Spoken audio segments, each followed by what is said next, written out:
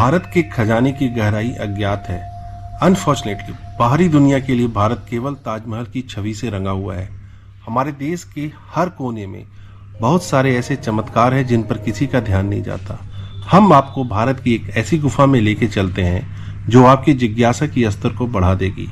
यह उत्तराखंड में स्थित है और पाताल भुवनेश्वर मंदिर के नाम से जाना जाता है, जहाँ के दर्शन कर चारों धामों के दर्शन का पुण्य प्राप्त होता है, जहाँ सभी देवी देवताओं का निवास है, जहाँ सृष्टि की संरचना की परिकल्पना की गई थी, जहाँ त्रेता युग से लेकर द्वापर युग और कलयुग सभी तरह की उपस्थिति दर्ज है। आइए हम आपको पाताल भुवनेश्वर जाना कैसे है, रहना कहाँ है और पाताल भुवनेश्वर में जाके आप और क्या क्या कर सकते हैं, इन सारी जानकारियों के साथ हम आपको पाताल भुवनेश्वर की इस वीडियो में आगे लेके चलते हैं।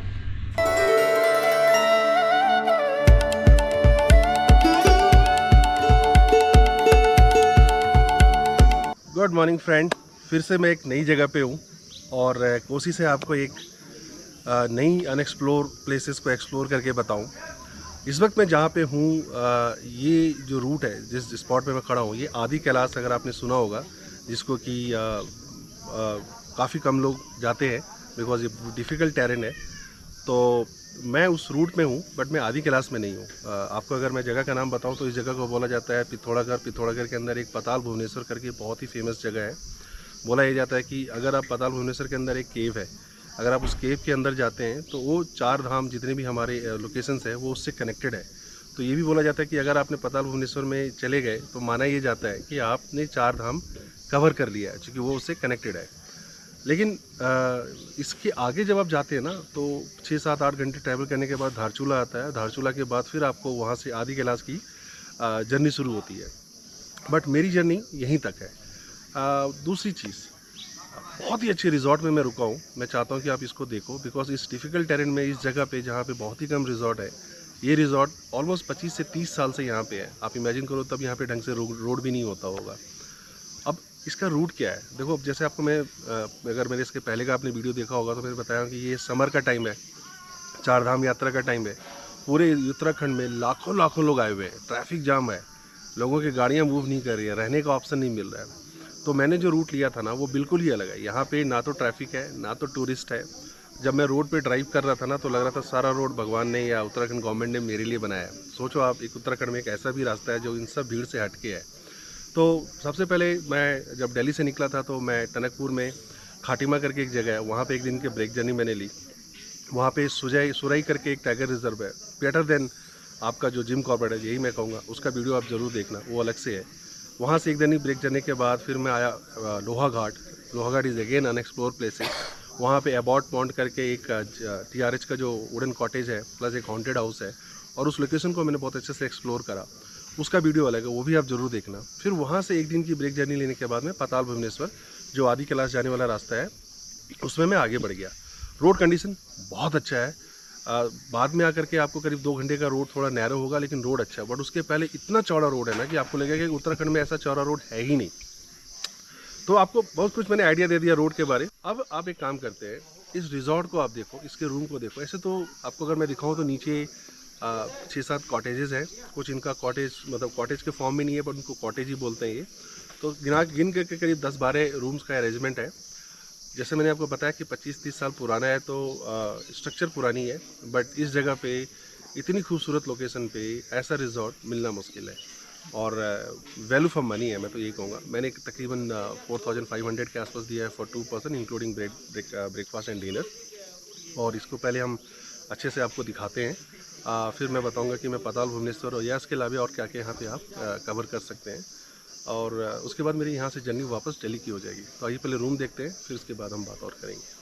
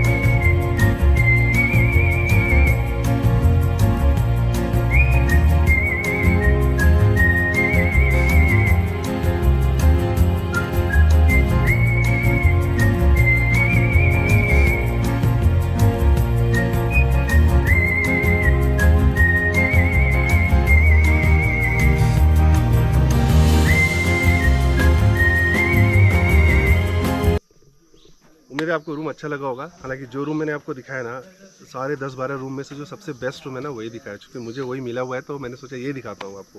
बट बाकी रूम भी अच्छे हैं, थोड़ा इससे साइज़ छोटा होगा बट रूम अच्छा है। पुराना कंस्ट्रक्शन है तो उसकी जो अपनी लिमिटेशंस होती है वो है। अगर आप मेरी वीडियो देख करके कभी रोड का प्लान करते हो तो मेरा ये फ़र्ज़ बनता है कि आपको मैं कुछ रोड के बारे में ज़रूर अच्छे से बताऊँ। जब आप दिल्ली से आ रहे हैं तो लोहा घाट, टनकपुर से होते हुए आप चंपावत आएंगे, चंपावत से आप होते हुए फिर आप लोहा घाट आएंगे, लोहा घाट से आप फिर आगे की तरफ बढ़ेंगे। तो ये जो लोहा घाट, चंपावत, टनकपुर है ना, ये रोड बहुत अच्छा है। जैसे ही आप लोहा घाट के आगे बढ़ते हैं तो एबॉट माउंट आता है। एबॉट माउंट के बाद ना रोड थोड़ी नैरो हो जाती है। अब जब मैं नैरो कहता हूँ ना कि थोड़े बहुत उसमें रोड में प्रॉब्लम है, पैचेज ऐसे हैं जो थोड़े रिस्की हैं, बट वो थोड़ा सा ही है। मतलब इतना भी दिक्कत नहीं है कि आप गाड़ी नहीं चला सकते, दिक्कत है कि चला नहीं सकते।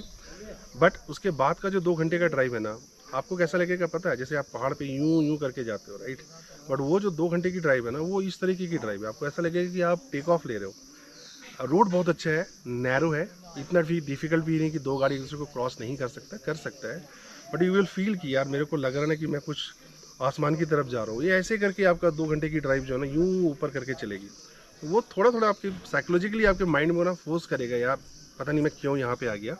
बट टेंशन और डरने की बात नहीं है। सेकंड, लोहा घाट के आसपास उतर के एक बार अपना टायर वायर सब चेक कर लें, पेट्रोल वगैरह चेक कर लें, बिकॉज जो 2 घंटे की ड्राइव है ना, वहाँ पे नो मैंस लैंड की तरह मुझे लगा। मुझे कोई भी इंसान नहीं दिखा। मस्त, बहुत अच्छी पिक्चर्स मुझे दिख रहे थे, सीनिक व्यू दिख रहा था। मैं गाड़ी रोक करके उसकी फ़ोटोग्राफी ले रहा था। बट मेरे गाड़ी का टायर पंचर हो गया, बिकॉज बीच में कहीं पे थोड़ा बहुत लैंडस्लाइड था ना, तो एक पत्थर पूरा मेरे टायर के अंदर घुस गया। आई एम फॉर्चुनेट कि वो लोहा घाट जहाँ से मैं बता रहा हूँ कि रोड नैरो हो जाता है, मुझे को वहीं पे पता चल गया। मैंने स्टेपनी चेंज करा और उसके बाद मैं सोचा कि कहीं पे भी इसका फ्लैट टायर को मैं ठीक कराऊंगा। बट 2 घंटे तक ना मेरा माइंड बहुत डिस्टर्ब था, बिकॉज मुझे ऐसा लग रहा है कि अगर दूसरा टायर भी पंचर हो गया ना तो मेरे पास तो ऑप्शन ही नहीं है। और जितनी बार मैं ड्राइव कर रहा था ना, मुझे कोई पंचर वाला, कोई गांव, कोई शहर, कुछ भी नहीं दिख रहा था, बस अच्छे व्यूज़ दिख रहे थे। तो ये आप जरूर ध्यान रखना, अगर आप ये रूट लेते हो ना तो लोहागढ़, या जब ये रूट शुरू होता है लास्ट के 2 घंटे जब बचे होते हैं ना, तो आप अपना टायर वायर चेक करा लें, पेट्रोल भरा लें, बैकअप का प्लान रखें तो अच्छा रहेगा। चलिए अब चलते हैं पाताल भुवनेश्वर, वहाँ को उसको एक्सप्लोर करते हैं। तो फ्रेंड्स, मैं पाताल भुवनेश्वर आ गया हूँ। अब नीचे जाना पड़ेगा, यहाँ पे पहले पर्ची कटाना पड़ता है, वो मत भूलिएगा। तो अभी नीचे चलते हैं, पर्ची कटाते हैं, आगे का हाल आगे जानते हैं।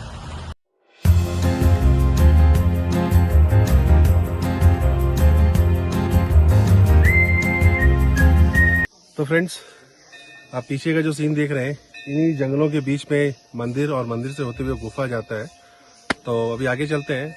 सिर्फ एक चीज़ प्रॉब्लम हो गई कि अंदर थोड़ा दूर जाने के बाद कैमरा अलाउड नहीं है, तो मुझे नहीं पता मैं अंदर का क्या क्या आपको दिखा पाऊँ। बट जहाँ तक मैं जा सकता हूँ वहाँ तक आपको दिखाता हूँ, आइए।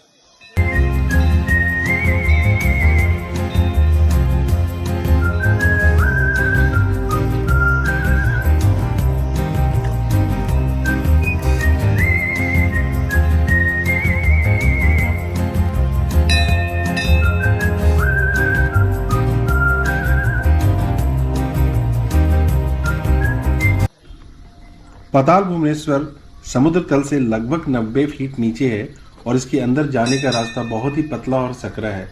स्टार्टिंग में आपको थोड़ा फियर लगेगा, डर लगेगा, बट घबराइएगा बिल्कुल ही नहीं। धीरे धीरे जैसे ही आप नीचे जाएंगे, अंदर गुफा बहुत बड़ा होते जाएगा। अंदर तकरीबन 100 से 150 लोग भी गुफा के अंदर खड़े हो सकते हैं। गुफा अंदर से इतना बड़ा है।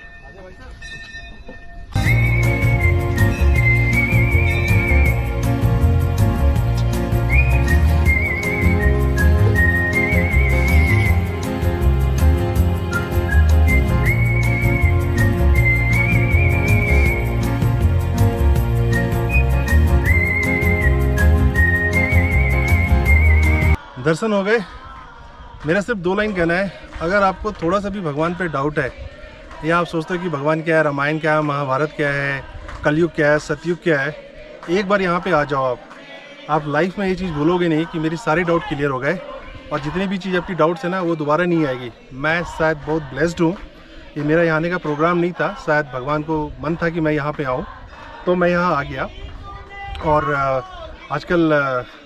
आजकल बहुत अच्छी टाइम चल रही है, जहाँ भी जाते हैं मौका मिल जाता है, किसी मंदिर में पंडित आगे बुला के दर्शन करा देते हैं। अंदर करीब 60-70 लोग थे, सिर्फ 4 नारियल थी और मुझे 1 नारियल मिल गया। और क्या चाहिए, वरदान मिल गया। थोड़ा सा थक गया हूँ क्योंकि गुफा काफ़ी अंदर है, बट इतना रिस्की भी नहीं है, थोड़ा हिम्मत करोगे तो आप कर लोगे। लेकिन मैं फिर रिपीट करूँगा, मेरे लाइफ का बहुत बड़ा अचीवमेंट है कि मैं यहाँ पे आया। मैं अपने दोस्तों से, फैमिली मेम्बर से इसके बारे सुना था, बट आज लगता है कि यार एक नई लाइफ, मैं यही बोलूँगा, क्योंकि इतनी कुछ देखने को और सुनने को ना, इतना रियलिटी है ना अंदर कि आपको लगेगा कि यार मैं मिस कर रहा था। एक चीज़ मैं सिर्फ आपको बताऊँगा, अंदर में ना ब्रह्मा विष्णु और ब्रह्मा विष्णु और महेश के 3 नेचुरली क्रिएटेड मूर्ति है पत्थर के ऊपर से 3 शिला आ रही है, मतलब पत्थर ऊपर से ऐसे नुकीला से नीचे आ रहा है, और उसमें से पानी सिर्फ 2 ही शिला से आ रहा है, जो कि ब्रह्मा जी के ऊपर नहीं जा रहा, बाकी शिव जी के ऊपर और विष्णु जी के ऊपर गिर रहा है। क्योंकि ब्रह्मा का कभी पूजा नहीं होता, इसलिए वो पानी उस पर नहीं आ रहा, और सेम एकदम बगल बगल पे है, लेकिन पानी सिर्फ ब्रह्मा जी को छोड़कर बाकी दोनों भगवान के ऊपर गिर रहे हैं। ये तो मैंने एक चीज़ बताई आपको, अंदर ऐसे पता नहीं 50-100 कितने हैं, और किसी को भी देखने के बाद ना आपको लगेगा कि यार मैं रामायण महाभारत जो टीवी में देखता था ना, मैं यहाँ देख रहा हूँ अपनी आंखों से, ऐसी फीलिंग आएगी। आप मेरी एक्साइटमेंट देख करके समझ सकते हैं कि मैंने क्या देख के आया हूँ। तो आप ज़रूर आइएगा। आगे क्या करते हैं, क्या चल के बताते हैं। फ़िलहाल बहुत मज़ा आ रहा है, और पीछे आप देखेंगे बहुत सारी लेडीज़ गाना भजन कर रही हैं, तो इनको देखते हुए फिर हम आगे बढ़ेंगे। नेक्स्ट यहाँ पे हम और क्या कर सकते हैं ये जानने की कोशिश करेंगे, लेकिन पाताल भुवनेश्वर आप ज़रूर आए।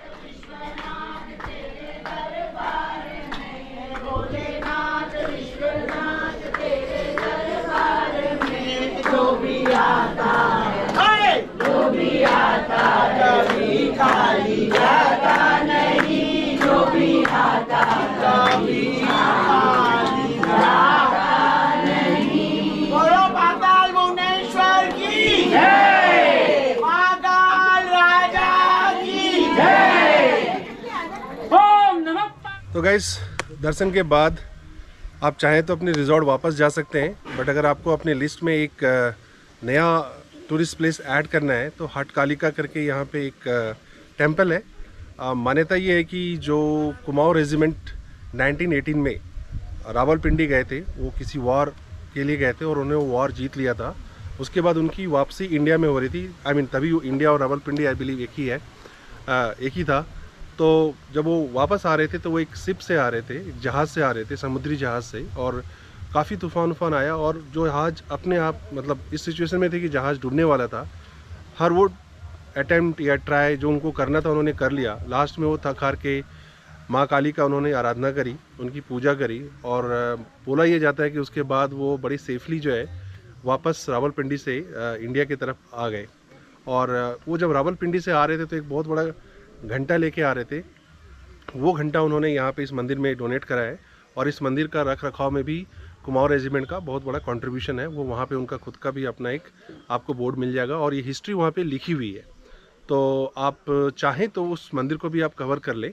अब हम इस मंदिर को कवर करने के बाद वापस हम अपने रिजॉर्ट में जाएंगे, और इसका बाद में आपको एंड में बताऊँगा कि ओवरऑल अगर आपको 2 नाइट 3 डेज़ का प्रोग्राम बनाना है तो आप क्या क्या कैसे स्टार्ट करें, कहाँ पे रुकें, कितना दिन, कितना टाइम आप पाताल भुवनेश्वर में जाएं, कितना टाइम आप कालिका मंदिर को देखें, और कब आप वापस आएँ, और यहाँ से वापस की जर्नी आपकी कैसी हो। तो चलिए अब वापस हम अपने रिजॉर्ट पे जाते हैं, फिर हम आगे बात करेंगे। तो फ्रेंड्स, अब वीडियो को यहाँ पे क्लोज़ करने का टाइम आ गया है। आप दिल्ली से या इंडिया के किसी भी कोने से अगर आप पाताल भुवनेश्वर आ रहे हैं, इस स्पॉट को जब आप कवर करें तो आप 2 नाइट 3 डेज़ का प्रोग्राम रखें। मेरा ऐसा सोचना है। अगर आपको इसके आगे कहीं और नहीं जाना है तो वापसी यहाँ से लेनी है, तो फर्स्ट डे आप आए, यहाँ आराम से रेस्ट करें, इस मौसम का मजा लें। मौसम बहुत अच्छा है। नेक्स्ट डे अर्ली मॉर्निंग आप पाताल भुवनेश्वर जाएँ, बिकॉज अर्ली मॉर्निंग जाने से आपको लाइन नहीं लगना पड़ेगा, टाइम जल्दी से आपका कवर हो जाएगा। स्पेशली अभी जो समर वेकेशन है, आदि कैलाश और 4 धाम यात्रा, ये बहुत कुछ चल रहा है, तो लोगों का काफ़ी रश है, तो लाइन काफ़ी लंबी बन रही है। तो आप सुबह कर लेंगे तो अच्छा रहेगा।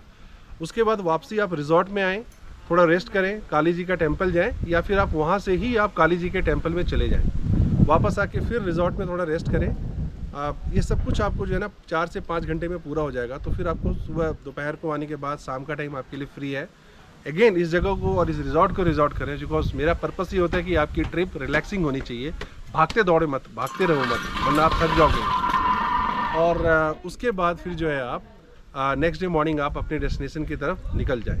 तो चलिए, आपको ये अच्छा लगा होगा। उम्मीद है कि मेरी जितनी भी इन्फॉर्मेशन होती है, रिसर्च होती है, और आप उससे ज़रूर कुछ अपना प्लान बेटर कर पाएंगे। और इसमें काफ़ी मेहनत लगता है। तो रिक्वेस्ट वही होगी वीडियो के अंत में, प्लीज़ कमेंट जरूर करें, लाइक करें, सब्सक्राइब करें और मेरे को ऐसे ऐसे वीडियो लाने के लिए इनकरेज करें। तब तक के लिए धन्यवाद। नई वीडियो में हम जरूर मिलेंगे। Thank you so much. और इस पूरे जर्नी में मैंने 3 वीडियो लॉन्च करना है। एक जो मैंने एक फॉरेस्ट जो कि किसी को नहीं पता है, लेकिन वो जिम कॉर्बेट और पीलीभीत टाइगर रिजर्व से भी ज़्यादा अच्छा है, मैंने वो लॉन्च करना है। दूसरा जो अबॉट माउंट है, लोहा घाट है, जो लोहा घाट, वो उसका वीडियो मैंने लोड करना है। और तीसरा इस पताल भुवनेश्वर का। तो आप वो पूरा सीरीज देख सकते हैं 1 by 1। चलिए, धन्यवाद।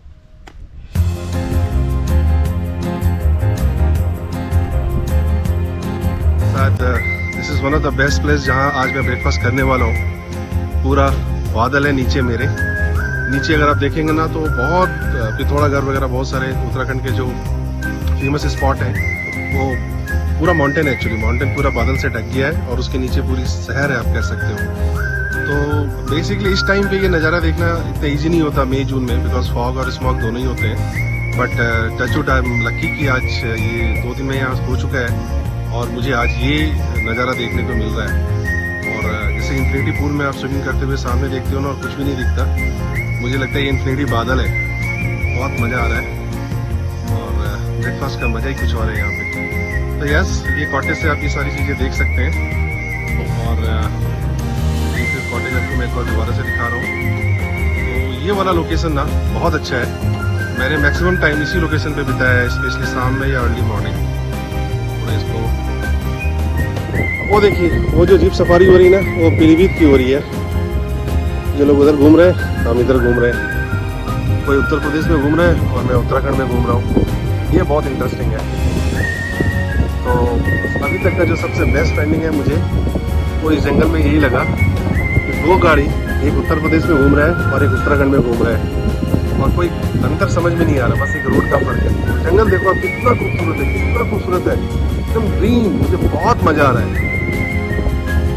और जो सूखे सूखे पत्ते हैं, अगर आप उसका कलर देखो, साथ में जो पेड़ के अपने खुद